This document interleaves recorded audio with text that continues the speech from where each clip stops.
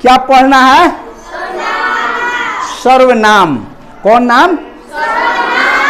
इसके पहले हम संज्ञा पढ़ाए हुए हैं। संज्ञा का मतलब, संज्ञा किसे कहते हैं? हाँ, किसी व्यक्ति, वस्तु अथवा जगह के नाम को संज्ञा कहते हैं। इतना तो जानते हैं। अब सीखना क्या है कि सर्वनाम किसे कहते हैं। सर्वनाम को अंग्रेजी में क्या कहते हैं? प्रोनाउन। क्या कहते हैं? प्रोनाउन। अब देखिए, तो सर्वनाम का परिभाषा होता है कि जो शब्द संज्ञा के बदले में आए। केकरा बदला में आई? तो संज्ञा के बदला में जो शब्द आई उसको क्या कहते हैं? सर्वनाम। तो इसका परिभाषा होगा, ठीक है, सर्वनाम का कि जो शब्द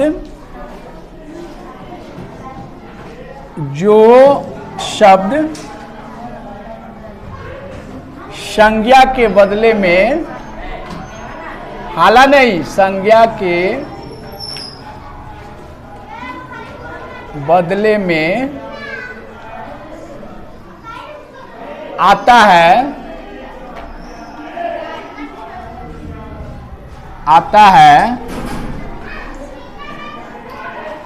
वह सर्वनाम कहलाता है। वह सर्वनाम कहलाता है। सर्वनाम कहलाता है। वह सर्वनाम कहलाता है। किसके बदले में आता है? अब तक कैसे समझेंगे कि कैसे संज्ञा के बदले में आता है, इसको समझ लेते हैं। नहीं, जैसे रवि कुमार, यहां लिखते हैं रवि अच्छा लड़का है। इस क्लास में पढ़ता है ना ये, रवि अच्छा लड़का है। देखते चलिएगा, समझिए, रवि अच्छा लड़का है। हो गया।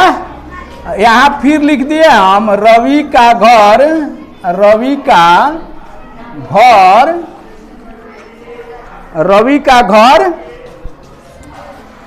विद्यालय समझते हैं ना क्या? हाँ, विद्यालय के पास में है। पास में तो इसका घर है। हाँ, विद्यालय के पास है। हो गया। फिर लिखते हैं रवि 4 भाई है। रवि 4 भाई है, यानी रवि के 4 भाई है। ठीक है, 4 भाई है। अब देखिए, फिर यहां लिख दिए, अगर फिर लिख दे कि रवि के पिताजी किसान हैं, सुन लीजिए गौर से, तो आप देख रहे हैं ये शब्द सुनने में अब अच्छा नहीं लग रहा है। एक के बात को लिख रहे हैं, रवि अच्छा लड़का है, रवि का घर विद्यालय के पास है, रवि 4 भाई है, रवि जी के पिता किसान हैं, रवि प्रतिदिन स्कूल आता है। तो एक ही चीज को जब हम बार बार कहते हैं तो वह सुनने में अच्छा नहीं लगता है। नहीं लगता है ना? अच्छा, अब इसी चीज को हम लिख दे कि रवि अच्छा लड़का है। ठीक है, यहाँ रवि मिटा देते हैं, यहाँ लिख देते हैं इसका, यहाँ क्या लिख दिए? इसका घर विद्यालय के पास है। अब देखिए, रवि अच्छा लड़का है, यहाँ से रवि मिटा दिए, यहाँ क्या लिख दिए हैं? इसका घर विद्यालय के पास है। किसका घर विद्यालय के पास है? रवि का। तो हर शब्द इसका जो आया है, इसका या किसके लिए आ गया? रवि के लिए। यही चीज समझाना था। यहां इसका लिखे हैं तो इसका का मतलब रवि। हम रवि नहीं लिख के यहां क्या लिख दिए हैं? इसका। समझ में आ रहा है? तो इसका क्या हो जाएगा? सर्वनाम हो जाएगा। चूंकि रवि क्या है? संज्ञा है। रवि लड़का का नाम है तो रवि क्या हो गया? संज्ञा। इसका शब्द किसके लिए आ गया है? रवि के लिए। तो संज्ञा के लिए आया है कि नहीं? तो इसका क्या हो गया? सर्वनाम हो गया। समझ रहे हैं? अब देखिए, वह 4 भाई है। फिर यहां लिख दिए, रवि को मिटा के लिख दिए कि वह तो कौन 4 भाई है? वह शब्द किसके लिए आया है? रवि के लिए। और रवि क्या है? संज्ञा है। तब सर्वनाम का परिभाषा क्या था कि जो शब्द संज्ञा के बदले में आता है, यानी जहां संज्ञा होए के चाहिए वो लंग अगर दोसर शब्द आ जाए तो उस शब्द कथी कहलाई? सर्वनाम। समझ में आया कि नहीं? एक और उदाहरण समझिए, जैसे राम अच्छा लड़का है। राम अच्छा लड़का है, वह रोज स्कूल आता है। कौन रोज स्कूल आता है? राम। तो वह किसके लिए आया है? और राम क्या है?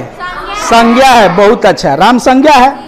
तो वह शब्द संज्ञा के बदले में आ गया है, यानी राम के बदले में आ गया है, तो वह क्या हो गया? सर्वनाम हो गया। वह क्या हो गया? सर्वनाम हो गया। अब इस तरह आपको बहुत सारा उदाहरण है, समझ लीजिएगा। यानी एक ही चीज को हम लोग बार बार नहीं कह के उसके जगह पर वह लगा देते हैं, इसका लगा देते हैं, उसका लगाते हैं, नहीं, ऐसा शब्द लिख देते हैं, उधर से आ जाओ, नहीं, तब उस शब्द को क्या कहते हैं? सर्वनाम। यानी संज्ञा के बदले में, केकरा बदला में? संज्ञा के बदले में जावना शब्द के प्रयोग करम, जावना शब्द के प्रयोग करम, उस शब्द कथी कहलाई? सर्वनाम। क्या कहलाएगा? सर्वनाम। अब सर्वनाम समझने में किसी को दिक्कत? अब सर्वनाम के भेद, तो सर्वनाम के कितने भेद होते हैं? 6 भेद होते हैं। पुरुषवाचक सर्वनाम, 2 नंबर में निश्चयवाचक सर्वनाम, 3 में है अनिश्चयवाचक सर्वनाम, 4 में है प्रश्नवाचक सर्वनाम, 5 में है संबंधवाचक सर्वनाम और 6 में है निजवाचक सर्वनाम।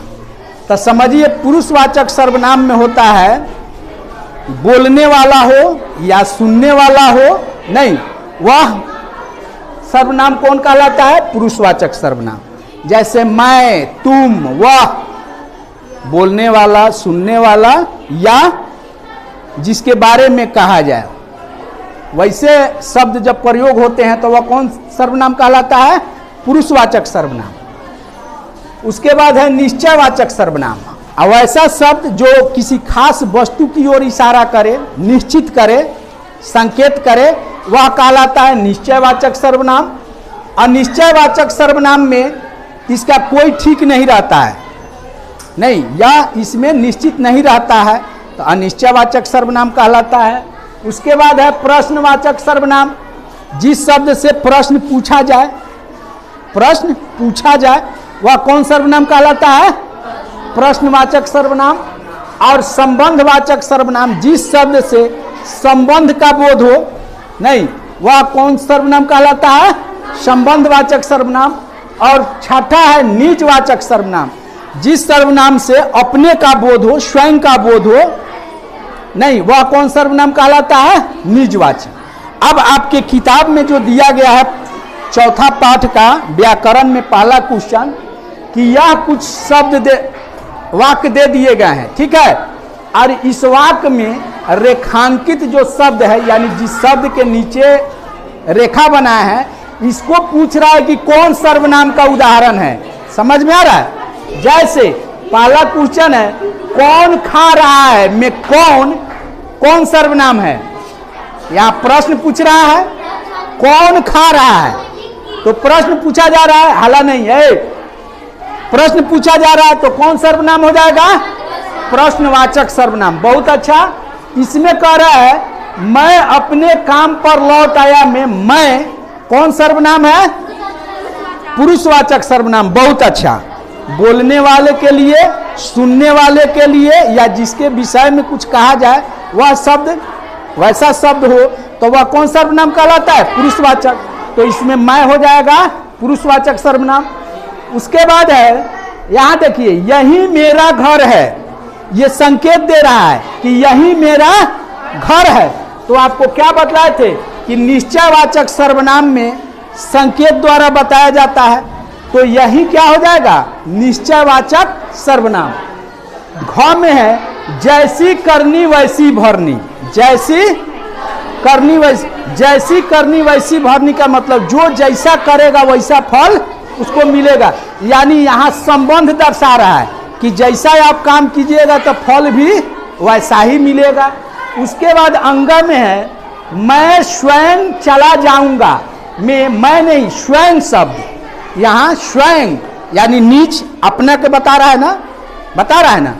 तो मैं स्वयं चला जाऊंगा में स्वयं पूछ रहा है कि कौन सर्वनाम, नीचवाचक नीचवाचक सर्वनाम। बहुत अच्छा, समझी कि नहीं। अब च में है कुछ तो किया करो। क्या किया करो ये तो नहीं बता रहा है, कुछ बता रहा है कुछ तो किया करो, निश्चित नहीं है कि क्या करे। तो वह कौन हो जाएगा, अनिश्चय। नहीं, अनिश्चयवाचक, यानी इसमें निश्चित नहीं है। तो